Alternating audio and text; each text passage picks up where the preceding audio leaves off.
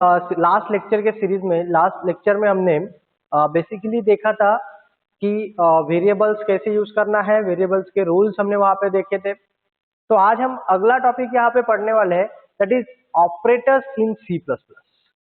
Okay, देखिए guys, operators का मतलब क्या होता है।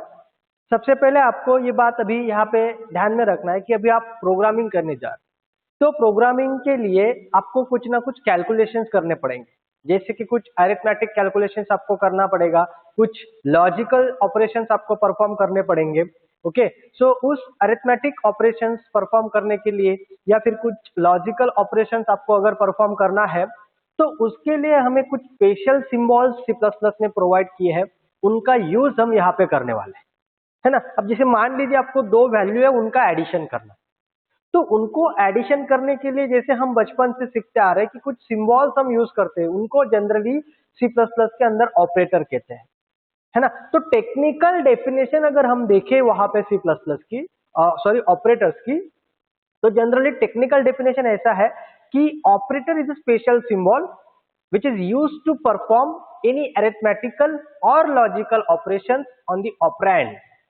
अब ऑपरेंड मतलब हम वैल्यू को यहाँ पे ऑपरेंड कह सकते हैं, है ना। तो मान लीजिए सपोज आपके पास दो वेरिएबल्स है और आप वो दो वेरिएबल्स की वैल्यू को एक वेरिएबल में स्टोर करना चाहते हैं, तो a प्लस बी हम जनरली ऐसा लिखते हैं, a प्लस बी। जैसे एग्जांपल आप देख लीजिए, so operator is a special symbol, जैसे कि मैंने आपसे अभी बात की। तो generally arithmetical and logical operations perform करने के लिए ये स्पेशल सिंबल्स हम सी प्लस प्लस के अंदर यूज करने वाले हैं। ऐसे बहुत सारे स्पेशल सिंबल्स है, हम वन बाय वन उनको ग्रुपिंग किए हैं, तो वो ग्रुपिंग के हिसाब से उनको पढ़ेंगे कि कौन से ऑपरेटर्स किस कैटेगरी में आते हैं, उनका क्या यूज है। तो बेसिकली एक सिंपल एग्जांपल जैसे a प्लस बी, तो यहाँ पे प्लस क्या है, एक ऑपरेटर है which is perform which type of operation, plus operation on that operand, that is a and b। Okay, so guys आपको समझ में आ गया होगा कि ऑपरेटर्स का मतलब क्या है। तो basically operators are special symbols that are used to perform any arithmetical or logical operation on the operands. Okay, अभी ऐसे कौन से ऑपरेटर्स सी प्लस प्लस के अंदर है, उनका कैसे हम यूज करेंगे वन बाय वन, वो सारे ग्रुप्स हम यहाँ पे देखते हैं। तो बेसिकली सभी ऑपरेटर्स को पहले तो ये ग्रुप्स में बांटा गया है कि अरिथमेटिक ऑपरेटर्स, इसमें कौन से सिंबल्स आएंगे, कौन से ऑपरेटर्स आएंगे, रिलेशनल ऑपरेटर्स, इसमें कौन से सिंबल्स आएंगे, लॉजिकल ऑपरेटर्स, इसमें कौन से सिंबल्स आएंगे। जब आपको एग्जाम में क्वेश्चन पूछा जाता है what is an operator, explain the different types of operators used in C plus plus, then आपको ये पूरा जो सेट दिख रहा है, आपको सारे ऑपरेटर्स आपको मेंशन करना है। Okay, one by one. So arithmetic operators में क्या ग्रुप आएगा, हम उनको वन बाय वन आगे की स्लाइड्स में देखेंगे जरूर। रिलेशनल ऑपरेटर्स होते हैं, लॉजिकल ऑपरेटर्स होते हैं, इंक्रीमेंट एंड डिक्रीमेंट ऑपरेटर्स का ग्रुप है, कंडीशनल ऑपरेटर है एंड असाइनमेंट ऑपरेटर्स। तो देयर आर 6 ग्रुप्स। अभी हर ग्रुप्स में अलग अलग सिंबल्स वहां पे हम यूज करेंगे, अलग अलग ऑपरेटर्स का वहां पे यूज करेंगे। तो बेसिकली वन बाय वन सबको देखते हैं अभी। नाउ पहले देखते हैं अरिथमेटिक ऑपरेटर्स। गाइस, अभी अरिथमेटिक ऑपरेटर्स का मतलब क्या है। तो बेसिकली जितनी भी अरिथमेटिक प्रक्रियाज होती है, जो भी हम कैलकुलेशंस होते हैं, उनका यूज करने के लिए जो ऑपरेटर्स हम यूज करेंगे, उनको अरिथमेटिक में डाला गया है। तो बेसिकली अरिथमेटिक में अगर आप देखोगे तो बेसिकली 5 ऑपरेटर्स वहां पे अवेलेबल है, plus, minus, multiplication, into sign, division. Okay, this is called as division and this is called as modulus. Modulus का मतलब हम वन बाय वन ये सारे ऑपरेटर्स को देखते हैं।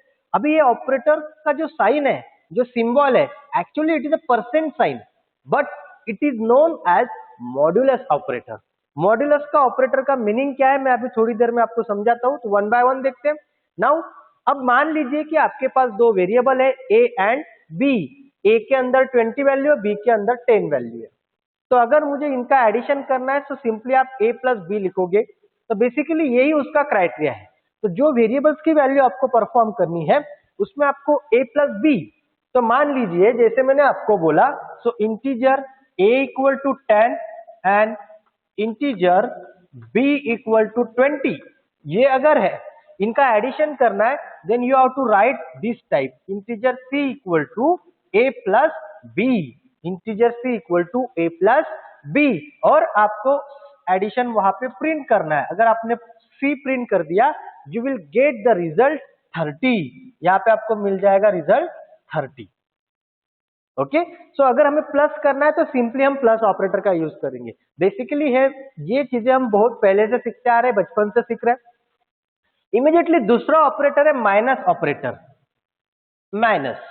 तो बेसिकली माइनस ऑपरेटर हम यूज करेंगे फर्स्ट वैल्यू में से, अगर दूसरी वैल्यू मुझे माइनस करना है तो उसके लिए हम जनरली माइनस ऑपरेटर यूज करेंगे। तो बेसिकली a 10 है, b 20 है, सो 10 माइनस 20, तो यहाँ पे आपको आंसर मिल जाएगा, जो भी होगा c के अंदर वो आ जाएगा -10।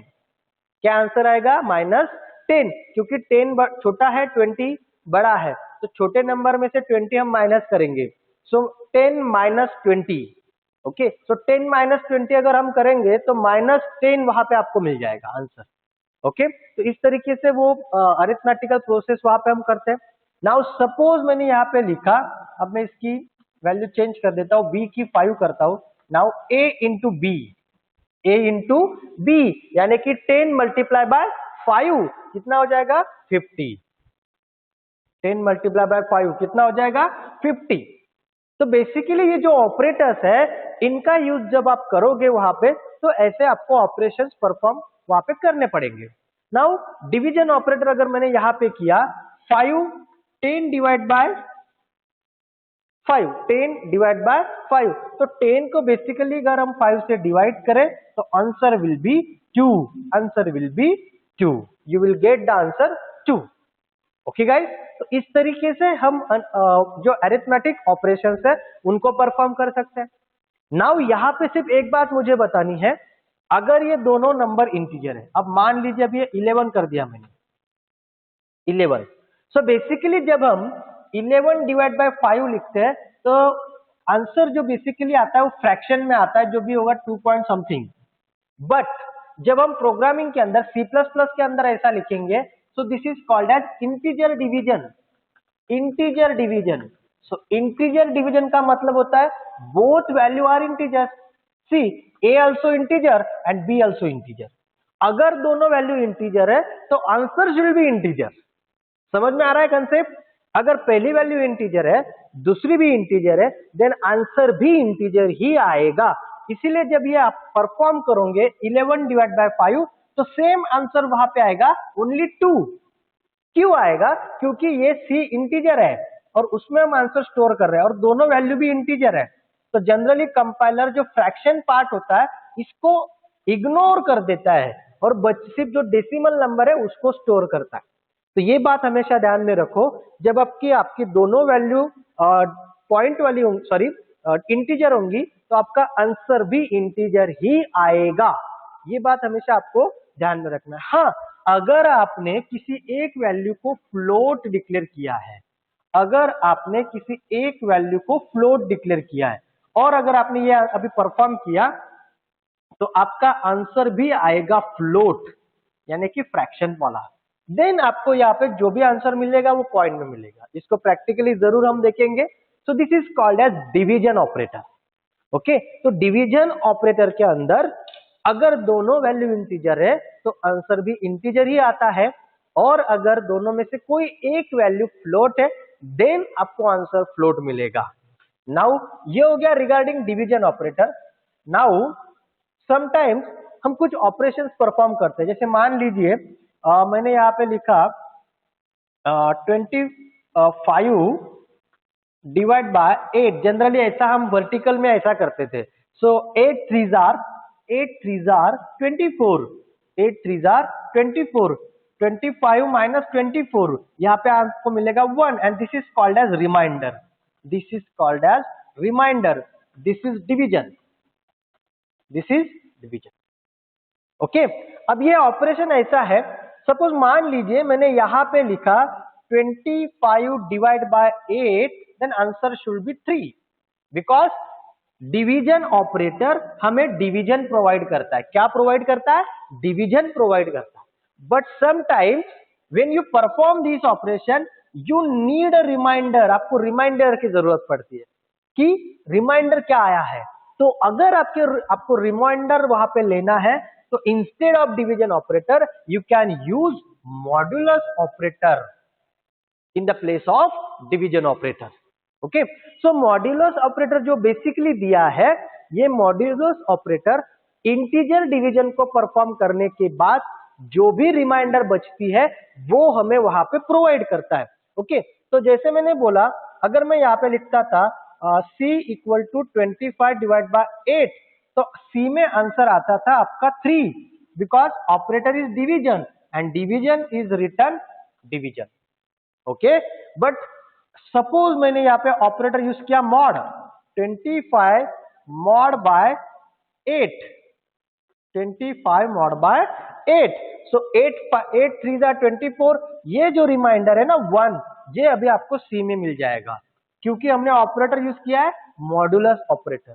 तो बेसिकली मॉड्यूलस ऑपरेटर का यूज होता है रिमाइंडर फाइंड आउट करना कि डिवीजन करने के बाद रिमाइंडर क्या आएगा।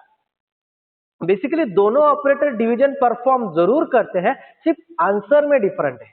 जो डिवीजन ऑपरेटर है ये आपको डिवाइडर देता है, मतलब डिवीजन देता है, और मॉड्यूलस ऑपरेटर जो है वो आपको रिमाइंडर देता है।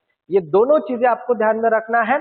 सो this is basically arithmetic operators, okay, जो C++ के अंदर यूज किए जाते हैं। नाउ गाइस, इसके ऊपर एक छोटा सा प्रोग्राम हम देखते हैं, आपको कंसेप्ट समझ में आ जाएगा। जो भी मैंने आपको बोला कि किस तरीके से ये जो अरिथमेटिक ऑपरेटर्स है वो वहां पे परफॉर्म होंगे। तो basically I am going to create new file here, इसको नाम देते हैं, सेव कर देते हैं। सो ऑपरेटर्स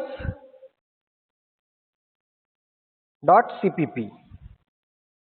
ओके, तो बेसिकली यहां पे सबसे पहले हैश इंक्लूड आईओस्ट्रीम, उसके बाद यूजिंग नेम स्पेस एसटीडी, उसके बाद इंटीजर मेन, उसके बाद कुछ दो वेरिएबल में डिक्लेयर करता हूं, integer a equal to 10 comma b equal to 20, b equal to 5, ठीक है, और यहां पे कर देते 12, 13 सेमीकोलन। नाउ दोनों वैल्यू मैंने यहां पे कर दिए। सबसे पहले हम यहां पे करते हैं addition. So integer result is equal to a plus b. Now जो भी रिजल्ट मैंने यहां पे लिया हुआ है उसको प्रिंट करते हैं, C out /n add addition is equal to, यहां पे हमने प्रिंट कर दिया रिजल्ट। उसके बाद उसी वेरिएबल में रिजल्ट के अंदर नाउ मैं a माइनस बी लिखता हूं, और सेम वहां पे हम एडिशन प्रिंट करेंगे, एडिशन की जगह सब्सट्रैक्शन प्रिंट करेंगे। जितने भी ऑपरेटर हमने यूज किए हैं वो वहां पे हम यूज कर लेंगे। ओके, सो कंट्रोल V, यहाँ पे एडिशन की जगह सब्सट्रैक्शन हम यूज करेंगे, सब्सट्रैक्शन। उसके बाद मल्टीप्लिकेशन है, सो मल्टीप्लिकेशन यहाँ पे हम यूज करेंगे, मल्टीप्लिकेशन। उसके बाद इमीडिएटली यहाँ पे डिवाइजर ऑपरेटर यूज करेंगे, उसकी वैल्यू को प्रिंट करेंगे डिवीजन,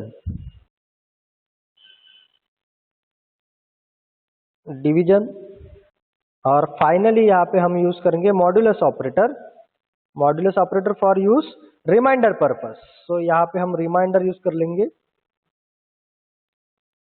रिटर्न 0, और यहाँ पे लिखते हैं रिमाइंडर, ठीक है। तो ये आपका बेसिकली सभी ऑपरेटर्स हमने यूज किए हैं, और सभी ऑपरेशन जो भी अरिथमेटिक के हैं वो हमने यहाँ पे यूज कर लिए, प्लस कर लिया, minus, into, division and mod. ना इसको सेव कर लेते हैं क्योंकि हमने चेंजेस वहां पे किए। सो सेव कर लिया। सेव के बाद सबसे पहले कंपाइलेशन चेक करते हैं whether there is error or not. Okay, now error 0, warning 0। Now I am going to execute this, compile and run. Now see this, you will get the output।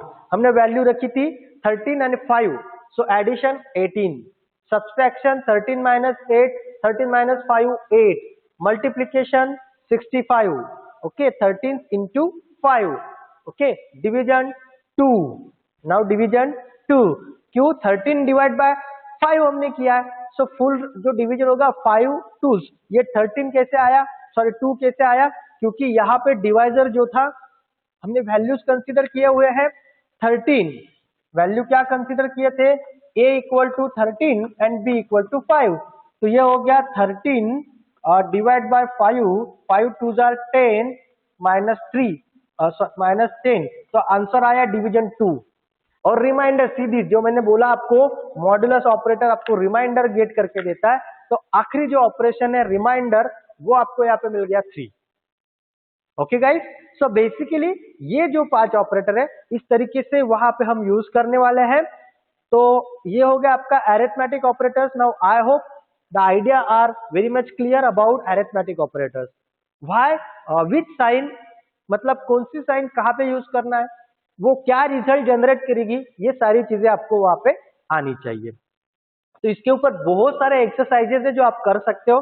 After finish this chapter I will provide some exercise to you that you can implement this concept in that programs. मतलब सारे जो concept हम सीख रहे हैं उनको implement करके आपको कुछ प्रोग्राम्स परफॉर्म करने हैं, वो प्रोग्राम्स में आपको ये चैप्टर खत्म होने के बाद प्रोवाइड करूंगा।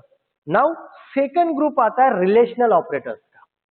ओके, अभी देखिए आपने मैथमेटिकल ऑपरेशन तो परफॉर्म कर लिए, नाउ आपको वैल्यू के बीच में रिलेशंस भी दिखाने पड़ते हैं कि पहली वैल्यू बड़ी है कि दूसरी वैल्यू छोटी है, कौन सी वैल्यू बड़ी है, या दोनों इक्वल है या दोनों अलग अलग है। सो दो वैल्यूज के बीच में अगर आपको रिलेशन दिखाना है, which value should be greater, which value is a greater और इज अ स्मॉलर, ये आपको बताना होता है। क्योंकि यूजर समटाइम्स वैल्यू देता है, हमें पता नहीं होता है कि वो कौन सी वैल्यू दे रहा है।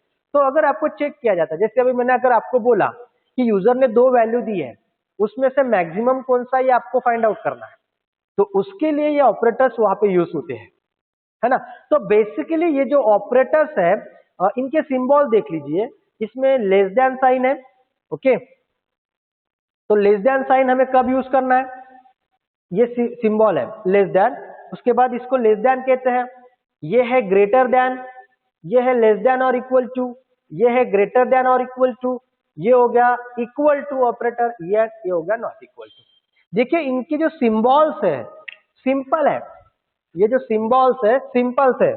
पहला जो साइन है कुछ ऐसा है ग्रेटर देन, दूसरा सॉरी ये लेस देन हो गया, ये ग्रेटर देन, फिर less than or equal to, greater than or equal to and not equal to. तो जो साइंस आपको बताई जा रही है वही साइन आपको यूज करना है, तब जाके वो ऑपरेटर वो काम परफॉर्म करेगा। समझ में आया गाइस। नाउ पहला जो ऑपरेटर है लेस देन, ये कब और क्या वैल्यू रिटर्न करेगा। तो बेसिकली ये सभी जो ऑपरेटर्स है रिलेशनल ऑपरेटर्स, ये अपना काम खत्म करने के बाद बुलियन वैल्यू देते हैं। बुलियन का मतलब आइदर ट्रू आइदर फॉल्स, सही है कि गलत है, ये वहां पे रिटर्न करते हैं। If he return true then the condition will satisfy, okay. जैसे मान लीजिए अब पहला ऑपरेटर है लेस देन, अब a की वैल्यू 20 है और b की वैल्यू 10 है, तो मुझे बताइए अगर मैंने यहाँ पे लिखा a लेस देन b जो कि आपके सामने है, तो ये ऑपरेटर चेक कर रहा है कि a की वैल्यू b से लेस है, ऐसा इसका मानना है। बट वैसे है क्या, a की वैल्यू हमने क्या कंसीडर की है 20 और b की वैल्यू क्या कंसीडर की है 10। तो अगर a लेस देन b नहीं है तो it will return false, okay. समझ में आया गाइस। इस तरीके से ये ऑपरेटर फॉल्स रिटर्न करेगा। इवन अगर दोनों सेम है, ये 10 है ये 10 है, तब भी फॉल्स आएगा। क्यों, क्योंकि वो सिर्फ चेक कर रहा है कि a is less than b, but वैसा है नहीं, ओके। ना उस केस में है जो वो अपने स्लाइड पे, ना इस केस में। हाँ, ये कंडीशन कब ट्रू होगा, जब पहली वैल्यू दूसरी वैल्यू से छोटी होगी। नाउ 5 10 है, तो 5 10 से लेस है, तो इस बार वो कंडीशन आएगा आपका ट्रू, अब आएगा कंडीशन ट्रू, ओके गाइस। तो इस तरीके से ये पहला ऑपरेटर वहां पे यूज होता है। दूसरा ऑपरेटर अगर हमने लिखा सेम यहाँ पे a greater than b, okay, अब मान लीजिए वो की जो स्लाइड पे वैल्यू है उसके हिसाब से, स्लाइड पे वैल्यू है उसके हिसाब से ये फॉल्स था। नाउ ये अब a की वैल्यू 20 है, b की 10 है और ये बराबर है, a greater than b, yes absolutely a की वैल्यू b से बड़ी है, तो अब यहाँ पे ये क्या रिटर्न करेगा, ट्रू रिटर्न करेगा। रिटर्न करेगा मतलब उसका आउटपुट आएगा ट्रू, है ना। जैसे हम एडिशन परफॉर्म करने के बाद उसकी एडिशन क्या आती है वो हमने ढूंढा, तो ये एक्सप्रेशन मतलब दो वैल्यू के बीच में रिलेशन क्या है, a greater than b, yes that is true. Now again a और यहाँ पे मैंने b लिखा, तो पहले इसमें देखिए लेस देन में सिर्फ एक कंडीशन चेक हुआ था, लेस देन, इक्वल टू नहीं हुआ था। नाउ सी दिस, यहाँ पे अगर मैंने ये लिखा है 10 तो ये फॉल्स है ना, ए भी फॉल्स हो जाएगा क्योंकि दोनों इक्वल वैल्यू है। नाउ सी दिस, ए की वैल्यू अगर मैं यहाँ पे लिखता हूं 20 लिखा है तो लेस देन 20 10 से लेस है क्या, नहीं है, 20 10 से लेस नहीं है, ये फॉल्स था ये ट्रू था, ओके। 20 10 से लेस नहीं है तो फॉल्स हो जाएगा, वो इक्वल टू चेक करने की जरूरत है नहीं, तो यहाँ पे आ जाएगा फॉल्स। अब ये ट्रू कब होगा, ये दो बार ट्रू होगा, जब ये अगर ऐसा है 5 less than 10, yes it is true, okay. और अगर मैं ऐसा भी लिखा 10 10 तो अभी लेस देन तो नहीं है बट इक्वल टू है, तो उस केस में भी ये आएगा ट्रू। तो ये ऑपरेटर दो कंडीशन चेक करता है, either less than either equal to. अगर लेस देन भी होगा तब भी ट्रू रिटर्न करेगा, और अगर इक्वल टू होगा तब भी रिटर्न आपको ट्रू करेगा। सेम ईयर वाइस वर्सा है, सिर्फ वो ग्रेटर देन चेक करेगा, अगर पहली वैल्यू दूसरे वैल्यू से बड़ी होगी तो भी ट्रू रिटर्न करेगा, और अगर दोनों इक्वल भी होंगी तो भी ट्रू रिटर्न करेगा, दैट्स इट, ओके। नाउ एक और ऑपरेटर है जिसमें दो बार आपको इक्वल साइन मेंशन करना है, it is basically known as comparison operator, it is basically known as comparison, या फिर आपको इसको इक्वल टू भी कहना है, इक्वल टू या फिर कंपैरिजन। तो बेसिकली ये दो वैल्यू को कंपेयर करता है। अब अगर दोनों सेम है तो ये ट्रू रिटर्न करेगा, अगर दोनों सेम है तो ए और बी दोनों की वैल्यू सेम होनी चाहिए तब वो ट्रू रिटर्न करेगा, अगर वो दोनों अलग अलग है तो वो रिटर्न करेगा फॉल्स, ओके गाइस। और लास्ट में आता है नॉट इक्वल टू, तो नॉट इक्वल टू का मतलब क्या है, अगर दोनों वैल्यू अलग अलग है तब जाके वो रिटर्न करेगा ट्रू, ओके। और अगर दोनों वैल्यू सेम है उस केस में वो रिटर्न करेगा फॉल्स, ओके गाइस। तो बेसिकली ये है रिलेशनल ऑपरेटर्स जिनका यूज हम यहाँ पे करने वाले हैं, तो इससे आपको आगे हम हर प्रोग्राम में इसका यूज होगा। तो सेकंड चैप्टर में जो कंसेप्ट हम सीखने वाले उसमें उसका यूज होता है, जब आपको डिसीजन लेना पड़ेगा which value is greater which value is smaller, दोनों वैल्यू इक्वल है क्या, ये सारी जब केस आप चेक करोगे तब जाके इन ऑपरेटर्स का यूज आपको नेक्स्ट लेवल पे आपको पता चलेगा। तो फिलहाल यहाँ पे हम नेक्स्ट ग्रुप देखते हैं, नाउ है लॉजिकल ऑपरेटर। अब देखिए गाइस, ये जो लॉजिकल ऑपरेटर्स है इसमें तीन ऑपरेटर्स है। पहला आता है लॉजिकल एंड, उसका साइन है डबल एम्परसेंड साइन। दूसरा आता है लॉजिकल और, जिसमें आपको देखना है डबल पाइप साइन। ये डबल पाइप साइन कहाँ पे आती है मैं आपको कीबोर्ड से समझाऊंगा। लॉजिकल नॉट, एक्सक्लेमेटरी मार्क आपको देना है। तो बेसिकली ये तीन सिंबल वहां पे यूज होते हैं, लॉजिकल एंड, लॉजिकल और एंड लॉजिकल नॉट, ओके। तो ये उसका साइन है लॉजिकल एंड, देन लॉजिकल और and logical not, exclamatory mark. तो बेसिकली ये तीन ऑपरेटर लॉजिकल्स के अंदर आते हैं। लॉजिकल्स के अंदर ये क्या करते हैं, जनरली दो एक्सप्रेशन को चेक करते हैं। पहले इसमें रिलेशनल में एक ही एक्सप्रेशन था, अगर आपको दो एक्सप्रेशन को कंबाइन करना है। अब देखिए कई बार क्या होता है, लॉजिकल एंड, एंड का मतलब सपोज दो एक्सप्रेशन है, एक्सप्रेशन 1 एंड एक्सप्रेशन 2, तो जब दोनों ट्रू होंगे तब जाके ये ऑपरेटर ट्रू होगा, है ना। एक एग्जांपल लेते हैं, सपोज हमने कंसीडर किया किसी का पर्टिकुलर बर्थडे है और बर्थडे पार्टी में वो दो लोगों को बुलाना चाहता है, लेकिन उसका ये कहना है कि दोनों लोग आने चाहिए। अब सपोज मान लीजिए एक का नाम ए है दूसरे का नाम बी है, ओके, तो उसकी कंडीशन क्या है कि ए एंड बी अगर दोनों आएंगे then I will celebrate the birthday. Okay, मतलब क्या है, उसको दोनों चाहिए, दोनों में से एक नहीं चाहिए, दोनों चाहिए ना। तो बर्थडे सेलिब्रेट कब होगा, जब दोनों आएंगे, ए एंड बी।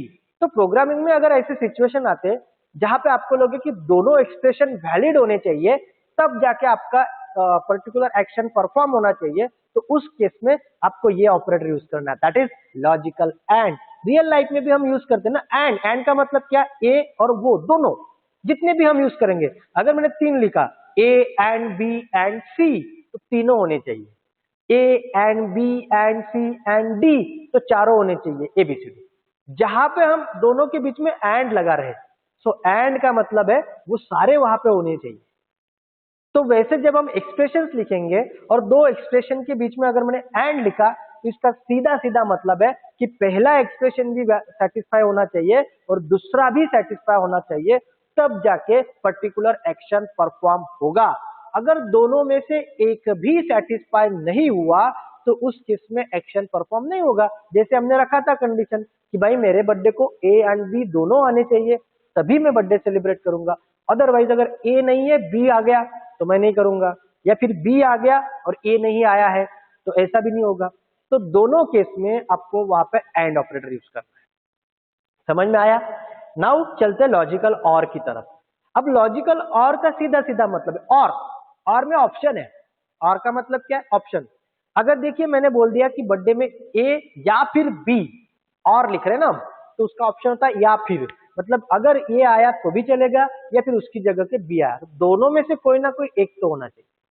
तो जब हम ऐसे एक्सप्रेशन जब लिखते हैं प्रोग्रामिंग के अंदर, सी प्लस प्लस के अंदर, तो अगर हमने दोनों एक्सप्रेशन के बीच में और लिखा है, तो इसका मतलब है कि पहला एक्सप्रेशन ट्रू होना चाहिए, नहीं तो दूसरा होना चाहिए, दोनों में से एक। एग्जाम्पल हम 2 का ले रहे हैं, ऐसे 3 भी हो सकते, 4 भी हो सकते। जितने भी एक्सप्रेशंस आप लिखेंगे, जितने भी कंडीशंस आप लिखेंगे, उनके बीच में अगर आपने और ऑपरेटर लिखा है, तो उसका मतलब है वो सारे कंडीशन में से आप किसी एक को सेटिस्फाई करना चाहते हैं। अगर 4 कंडीशन मैंने लिखी, ए और बी और सी और डी, तो चारों में से जो ट्रू होगा, कोई भी हो सकता है एक, तब भी आपका एक्शन परफॉर्म हो जाएगा। समझ में आया और का मतलब? तो और में ऑप्शन है, सभी ऑप्शन ट्रू नहीं हो सकते। कई बार पहला होगा तो दूसरा नहीं होगा, दूसरा होगा तो तीसरा नहीं होगा, तीसरा होगा तो चौथा नहीं होगा। मतलब एट ए टाइम चारों में से कोई एक ट्रू हो सकता है ना? तो उस तरीके से आपको वहां पे उसको परफॉर्म करना है। अभी सिंपल बात, एक एग्जांपल बताता हूँ। वॉवेल्स कितने इंग्लिश लैंग्वेज में? 5, ए आई ओ यू ई। तो सपोज कोई कैरेक्टर यूजर एंटर कर रहा है, तो इसमें से कोई एक आ सकता है, बट दोनों कैसे आएंगे? दोनों नहीं आएंगे एट ए टाइम, कोई भी एक आएगा। तो हम चेक करेंगे वो ए है क्या, अगर ए नहीं है तो बी है क्या। हम एंड नहीं चेक करेंगे, और चेक करेंगे, ए है क्या, नहीं, फिर बी है क्या, नहीं, फिर sorry A E I O you, ऐसे हम चेक करेंगे। तो और वहां पे यूज होता है जहां पे आपके पास ऑप्शन है, आप सारी कंडीशन में से किसी एक को सेटिस्फाई करना चाहते हैं। तो दैट्स इट, इसको कहते हैं लॉजिकल और operator. Now guys, logical not. अब लॉजिकल नॉट का मतलब क्या है? बेसिकली जब क्या होता है, अगर हम सही को गलत और गलत को सही करें, तो उसके लिए नॉट ऑपरेटर यूज होता है ना? सिंपल थिंग मैं आपको बताता हूं। यहां पे सपोज यहां पे ए की वैल्यू 10 है और बी की वैल्यू भी 10 है। ओके, अब मैंने यहां पे लिखा सपोज ए नॉट ए, हाँ, अब सपोज ए की वैल्यू और बी की वैल्यू सपोज यहां पे लिखते हैं 20, तो ए लेस देन 20, तो बेसिकली ये कंडीशन क्या हो गया? फॉल्स, सॉरी ट्रू हो गया। ट्रू हो गया क्यों? क्योंकि ए की वैल्यू बी के वैल्यू से स्मॉल है, सो ए लेस देन बी। यस, ए की वैल्यू बी से वैल्यू से छोटी है, तो इसलिए ट्रू हो गया। बट अगर मैंने लिखा not A less than B, not A less than B, condition हो जाएगा फॉल्स, क्योंकि ये चेक कर रहा है, नॉट ऑपरेटर वहां पे आ गया, तो वो चेक कर रहा है कि ए बी से लेस नहीं है, तो ये कंडीशन हो जाएगा फॉल्स। ओके, तो जहां पे आपको ट्रू कंडीशन को अगर फॉल्स बताना है और फॉल्स को अगर आपको ट्रू बताना है, तो उस केस में आपको वहां पे नॉट ऑपरेटर जो है, लॉजिकल नॉट ऑपरेटर आपको यूज करना है ना? रिटर्न कॉम्प्लीमेंट ऑफ एक्सप्रेशन, मतलब एक्सप्रेशन का उल्टा रिटर्न करेगा।